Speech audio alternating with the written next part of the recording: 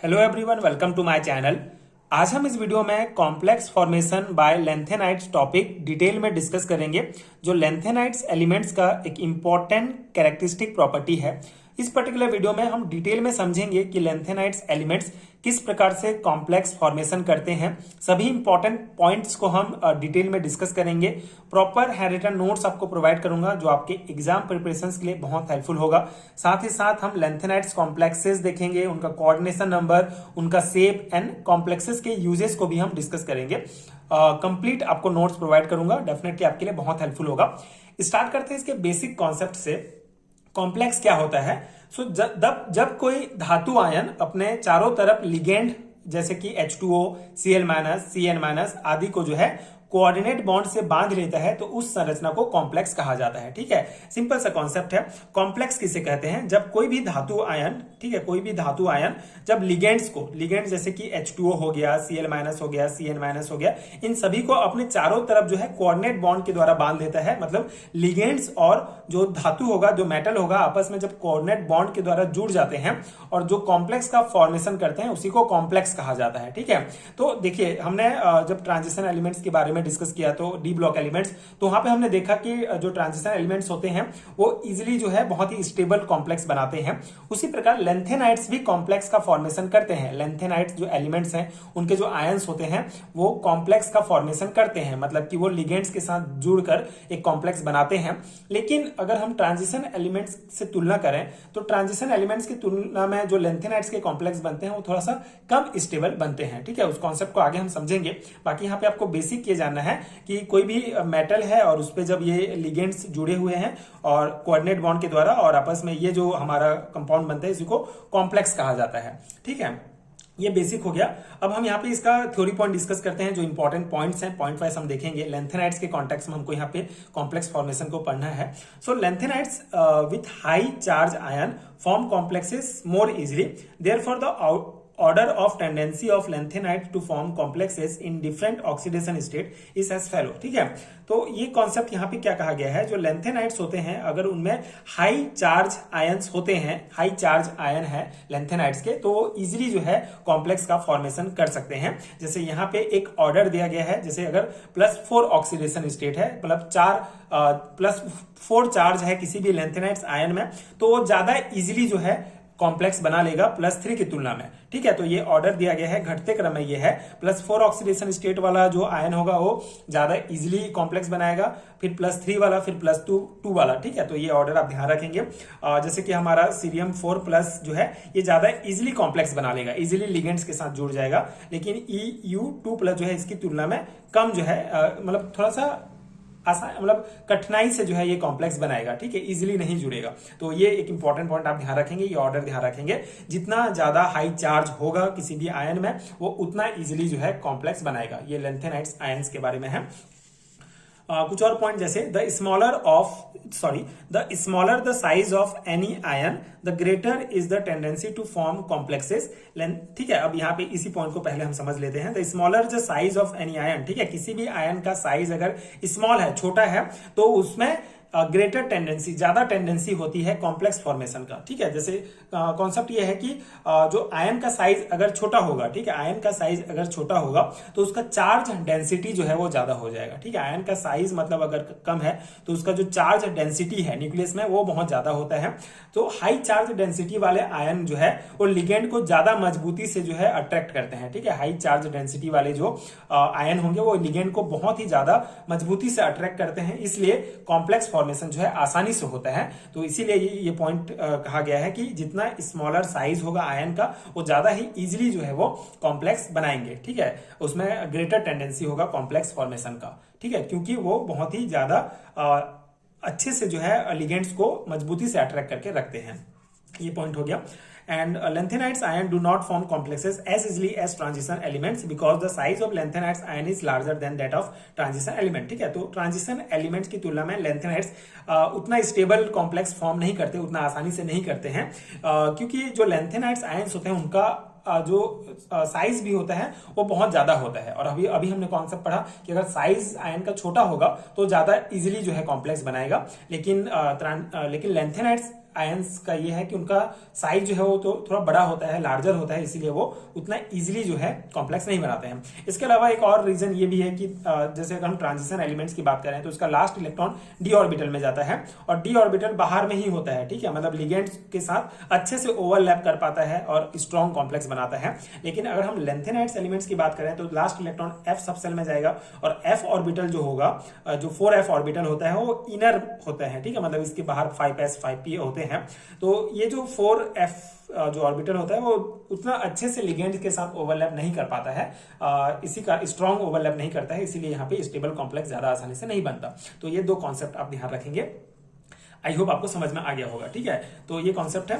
Lanthanides do not form complexes with ammonia in aqueous solution because hydrated lanthanides have larger size. The size of hydrated lanthanides increase from cerium 3+ to lutetium 3+, which is why lanthanides form complex with amines in non-aqueous solvent, ठीक है। अब इस concept में क्या कहा गया है मैं बताता हूं। देखिए, जब लेंथेनाइड्स आयन, यहाँ पे क्या मतलब, इसको पहले हम थोड़ा सा समझ लेते हैं कि लेंथेनाइड्स आयन जो है, lanthanides ion do not form complex with ammonia in aqueous solution. Aqueous solution मतलब कि जल में, ठीक है, जल में जो है अमोनिया के साथ जो है कॉम्प्लेक्स नहीं बनाते हैं लेंथेनाइड्स, बिकॉज हाइड्रेटेड लेंथेनाइड जो होते हैं उनका लार्जर साइज हो जाता है, ठीक है, सिंपल सा है। लेंथेनाइड्स अमोनिया के साथ कॉम्प्लेक्स नहीं बनाते हैं एक्वस सॉल्यूशन में, ठीक है, जलीय विलयन में, क्योंकि हाइड्रेटेड जो लेंथेनाइड्स होता है वो साइज में बड़ा हो जाता है। तो जो हाइड्रेटेड लेंथेनाइड्स और हाइड्रेटेड लेंथेनाइड्स का जो साइज होता है वो सीरियम से लेकर ल्यूटेशियम तक इंक्रीज होते जाता है। इसीलिए जो लेंथेनाइड्स होते हैं वो नॉन एक्वस सॉल्वेंट में अमोनिया के साथ, अमाइन के साथ जो है कॉम्प्लेक्स बनाते हैं, ठीक है, सिंपल सा कॉन्सेप्ट है। अब ये कॉन्सेप्ट को आप डिटेल में थोड़ा समझिए। मतलब यहाँ पे एक टर्म आपको दिख रहा होगा, हाइड्रेटेड लेंथेनाइड्स किसे कहते हैं, ठीक है। तो देखिए, जब लेंथेनाइड्स आयन पानी में होते हैं, एक्वस सॉल्यूशन में होते हैं, तो जैसे ये हमारा कोई आयन है, तो आयन जब पानी में होता है तो जो वाटर मॉलिक्यूल होता है, ठीक है, H2O जो वाटर मॉलिक्यूल होगा वो चिपक जाता है इसके साथ, इस आयन के साथ चिपक जाएगा, जिसकी वजह से इसका साइज जो है वो बड़ा हो जाता है। तो इसी को ही हाइड्रेटेड लेंथेनाइड्स कहा जाता है, ठीक है। कोई भी लेंथेनाइड्स आयन है तो जो वाटर में, अगर पानी में है वो एक्वस सॉल्यूशन में है, तो जो H2O मॉलिक्यूल है उससे चिपक जाते हैं, जिससे उसका साइज बड़ा हो जाता है, इसी को हाइड्रेटेड लेंथेनाइड्स कहते हैं। तो हाइड्रेटेड लेंथेनाइड बड़ा साइज होने की वजह से अमोनिया जैसे छोटे न्यूट्रल लिगेंड, अमोनिया एक छोटा न्यूट्रल लिगेंड है, छोटे न्यूट्रल लिगेंड पानी में अच्छे से कोऑर्डिनेट नहीं कर पाते हैं, ठीक है, मतलब इसका साइज बड़ा हो जाता है, उसमें H2O मॉलिक्यूल होता है। तो ये यहाँ पे अगर हम अमोनिया जो छोटा हमारा न्यूट्रल लिगेंड है वो उसको, उसके साथ इसको बॉन्ड बनाने की कोशिश करेंगे तो अच्छे से नहीं जुड़ पाएगा, ठीक है। इसीलिए एक्वस सॉल्यूशन में लेंथेनाइड्स जो है अमोनिया के साथ कॉम्प्लेक्स नहीं बनाता है। लेकिन नॉन एक्वस सॉल्यूशन मतलब कि पानी के अलावा कोई भी सॉल्वेंट है तो उसको हम यूज कर सकते हैं, क्योंकि वो साइज छोटा होगा तो इजिली जो है वो हमारा NH3 उससे जुड़ जाएगा और कॉम्प्लेक्स बना लेगा। तो ये एक सिंपल सा कॉन्सेप्ट है। Lanthanides form stable complexes with citric acid, oxalic acid, EDTA, and acetyl acetone. Chelating oxygen is found in all this complexes, ठीक है। अब इसका कॉन्सेप्ट क्या है, देखिए, जो लेंथेनाइड्स होते हैं वो ज्यादातर ऑक्सीजन डोनर लिगेंड जैसे कि के साथ ही कॉम्प्लेक्स बनाते हैं, मतलब लेंथेनाइड ज्यादातर ऑक्सीजन डोनर लिगेंड जैसे कि citric acid, oxalic acid, EDTA 4- and acetyl acetone, इन सब के साथ जो है इजिली जो है ये कॉम्प्लेक्स बनाते हैं, क्योंकि ये ऑक्सीजन डोनर लिगेंड होते हैं। इन लिगेंड में ऑक्सीजन होता है जो लेंथेनाइड्स आयन से कोऑर्डिनेट होकर स्टेबल कॉम्प्लेक्स बनाता है, ठीक है, मतलब ये जो लिगेंड्स यहाँ पे एग्जांपल में मैं लिखा हूं, इनमें ऑक्सीजन होता है जो इजिली जो है वो कोऑर्डिनेट बॉन्ड बना लेते हैं, ठीक है। यहाँ पे इनका स्ट्रक्चर दिया गया है, ये हमारा सिट्रिक एसिड है, ये ऑक्जेलिक एसिड, ये एसिटाइल एसीटोन, और ये हमारा EDTA। EDTA का फुल फॉर्म आपको याद होना चाहिए, एथिलीन डायमाइन टेट्रा एसीटेट होता है, ठीक है। तो इनके साथ जो है इजिली जो है लेंथेनाइड्स कॉम्प्लेक्स बना सकते हैं इन लिगेंड्स के साथ, ठीक है, ये कॉन्सेप्ट हो गया। अब कोऑर्डिनेशन नंबर से रिलेटेड कुछ इंपॉर्टेंट पॉइंट्स हैं जिसको हम देख लेते हैं। Lanthanides generally exhibit coordination number 7, 8, 9, ठीक है। तो लेंथेनाइड्स जो होते हैं जनरली 7, 8, 9 जो है कोऑर्डिनेशन नंबर जो है शो करते हैं। इसका मतलब क्या है, देखिए, जो लेंथेनाइड्स आयन होते हैं लेंथेनम 3+ से लेकर ल्यूटेशियम 3+ तक साइज में बड़े होते हैं, इसलिए ज्यादा लिगेंड को अपने और जो है, मतलब देखिए, लेंथेनाइड्स अगर हम देखें La3+ से ल्यूटेशियम 3+ तक वो साइज में बहुत बड़े होते हैं, इसलिए वो जैसे अगर साइज में बड़ा है कोई तो वो ज्यादा जो है लिगेंड्स को अपने तरफ जो है वो समायोजित कर लेगा, अपने में खींच लेगा, ठीक है। इसीलिए इनका कोऑर्डिनेशन नंबर 7, 8, 9 होता है। कोऑर्डिनेशन नंबर मतलब कितने लिगेंड जो है उसके साथ जुड़े हुए हैं। तो सिंपल सा है, लेंथेनाइड साइज में बड़ा है तो ज्यादा लिगेंड्स को अपनी तरफ अट्रैक्ट करेंगे, अपने साथ जोड़ लेंगे, तो ज्यादा लिगेंड उनके साथ जुड़ेगा, मतलब समायोजित हो जाएगा, तो इनका कोऑर्डिनेशन नंबर भी ज्यादा होगा, 7, 8, 9 तक होता है। Heavy ligands like 2,6 dimethyl phenyl and NSIMe3 2-, ये जो हमारे क्या है हैवी लिगेंड्स होते हैं, ये 6 से भी कम कोऑर्डिनेशन नंबर शो करते हैं, क्योंकि इनका जो साइज होता है वो छोटा होता है, ठीक है। ये हैवी लिगेंड्स होते हैं, मतलब साइज इनका छोटा नहीं होता है। जैसे हमारा कोई लेंथेनाइड्स का आयन है और ये हैवी लिगेंड्स हैं, तो ये क्या करेंगे, ये जो है आयन के साथ जुड़ेंगे ये लिगेंड, लेकिन इनकी ये हैवी लिगेंड है, मतलब इनका साइज बड़ा होने के कारण बहुत ज्यादा लिगेंड जो है इसमें नहीं आ पाते हैं और इस आयन के साथ नहीं जुड़ पाते हैं, इसीलिए इनका कोऑर्डिनेशन नंबर जो है 6 से भी कम होता है, लेस देन 6 कहा गया है। And form lanthanides complexes. In contrast smaller lanthanides chelating ligand such as NO2- and SO2- also exhibit 10 to 12 coordination number. लेकिन जो स्मॉलर लेंथेनाइड्स लिगेंड्स होंगे जैसे कि NO2 या SO2, ये सभी जो हैं ये साइज में छोटे होंगे ये लिगेंड्स, तो बहुत सारे जो है लेंथेनाइड्स के साथ जुड़ सकते हैं, इसलिए इनका कोऑर्डिनेशन नंबर 10 से 12 ज्यादा होता है, ठीक है, ज्यादा कोऑर्डिनेशन नंबर शो करते हैं। आगे एक टेबल में हम देखेंगे कि कौन से कॉम्प्लेक्स का कोऑर्डिनेशन नंबर क्या होगा। Lanthanides also form temporary complexes with monodentane oxygen ligand which rarely dissociate in water, ठीक है। तो जो लेंथेनाइड्स आयन होते हैं वो मोनोडेंटेड ऑक्सीजन लिगेंड्स जैसे कि H2O, OH-, NO3-, इन सब के साथ जो है वीक और टेम्परेरी कॉम्प्लेक्स बना लेते हैं, ठीक है, और ये जो है थोड़ा जल्दी से वाटर में डिसोसिएट भी हो जाते हैं, ठीक है। तो ये कुछ इंपॉर्टेंट पॉइंट रहा। अब ये टेबल बहुत इंपॉर्टेंट है, ये आप याद रखेंगे, ये कॉम्प्लेक्सेस है और इसका कोऑर्डिनेशन नंबर और उसका शेप दिया गया है, ठीक है। तो ऑब्जेक्टिव टाइप क्वेश्चंस के लिए इंपॉर्टेंट है ये सभी पॉइंट, तो आप इसको याद कर लेंगे, ठीक है। 2-3 बार आप प्रैक्टिस करेंगे तो इजीली आपको याद हो जाएगा। ये हमारा कॉम्प्लेक्स है, इसमें 12 इसका कोऑर्डिनेशन नंबर है, मतलब कि NO3 जो है टोटल 12 NO3 इसमें इसके साथ सीरियम के साथ जुड़ सकते हैं, ठीक है। तो ये हमारा शेप, कोऑर्डिनेशन नंबर और कॉम्प्लेक्स दिया गया है इस टेबल में, इसको आप ध्यान से याद कर लेंगे। अब हम यूजेस देखते हैं, ये भी अगेन बहुत इंपॉर्टेंट है कि कॉम्प्लेक्सेस का यूजेस क्या होता है। मतलब लेंथेनाइड्स के द्वारा हम कॉम्प्लेक्स तो बना लिए, कॉम्प्लेक्सेस तो बन गया, लेकिन उसका यूजेस क्या होगा, उसका उपयोग क्या करेंगे।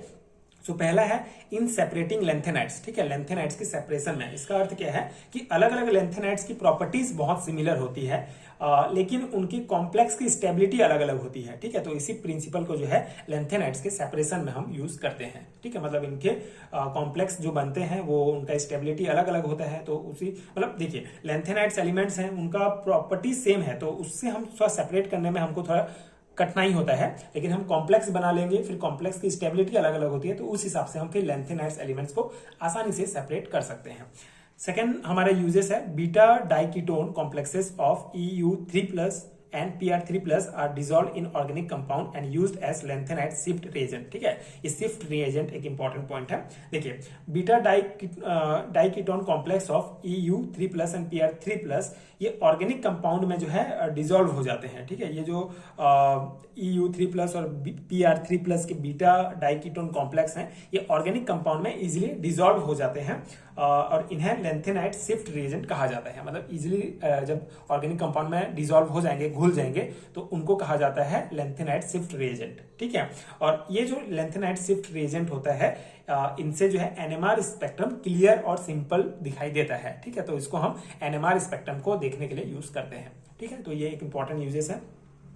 एंड ये जो कंपाउंड है हमारा is used as an oxidant, it oxidise toluene to benzaldehyde NCl-2 ठीक है। तो ये एक बहुत स्ट्रॉन्ग ऑक्सीडेंट है, ये जो हमारा कंपाउंड है NH4 2CeNO3 6, ये जो हमारा कॉम्प्लेक्स है ये एक स्ट्रॉन्ग ऑक्सीडेंट है, तो इसका यूज हम टोल्यूइन से लेकर से बेंजल्डिहाइड के ऑक्सीडेशन में करते हैं, साथ ही साथ Cl- से Cl2 कन्वर्जन में भी हम इसका उपयोग करते हैं, ठीक है। तो बस यही सिंपल सा इसका यूजेस हैं, आप ध्यान रखेंगे। तो ये हमारा लेंथेनाइड्स एलिमेंट्स का जितना भी कैरेक्टरिस्टिक प्रॉपर्टीज है वो अभी कवर होता है हमारा। टोटल 6 इंपॉर्टेंट इसके कैरेक्टरिस्टिक प्रॉपर्टीज थे जिसको मैंने एक एक करके आपको डिटेल में बताया। ये बेसिकली थ्योरी एग्जाम के पर्सपेक्टिव से मैं आपको नोट्स प्रोवाइड कर रहा हूँ बीएससी सेमेस्टर एग्जाम्स के लिए। तो लॉन्ग टाइप क्वेश्चन में भी पूछा जा सकता है, उस अकॉर्डिंग मैं आपको नोट्स प्रोवाइड कर रहा हूँ, हर एक कॉन्सेप्ट को डिटेल में पढ़ा रहा हूँ। बाकी कितने नंबर में पूछा जाता है प्रश्न, उस हिसाब से आप अपना आंसर छोटा बड़ा कर सकते हैं। बाकी कॉम्प्लेक्स फॉर्मेशन की अगर हम बात करें लेंथेनर एलिमेंट्स का, तो ये पूरा जो है कॉन्सेप्ट इसके अंतर्गत आएगा। तो आई होप कि आपको समझ में आ गया होगा। अगर आपको हैंड रिटन नोट चाहिए तो लिंक आपको नीचे डिस्क्रिप्शन बॉक्स में मिल जाएगा पीडीएफ स्टोर का, आप चेक कर सकते हैं। इसके अलावा आपको स्क्रीन पर एक व्हाट्सअप नंबर भी दिख रहा होगा, उसमें भी आप मुझे पेड हैंड रिटन नोट्स के लिए डायरेक्ट कॉन्टैक्ट कर सकते हैं। नोट्स डेफिनेटली आपके एग्जाम प्रिपरेशन के लिए बहुत हेल्पफुल होगा। आप नोट्स लेके अपने एग्जाम की प्रिपरेशन कर सकते हैं। एंड अगर वीडियो हेल्पफुल है तो आगे के वीडियोज देखने के लिए चैनल के साथ जुड़े रहिए। Thank you so much for watching.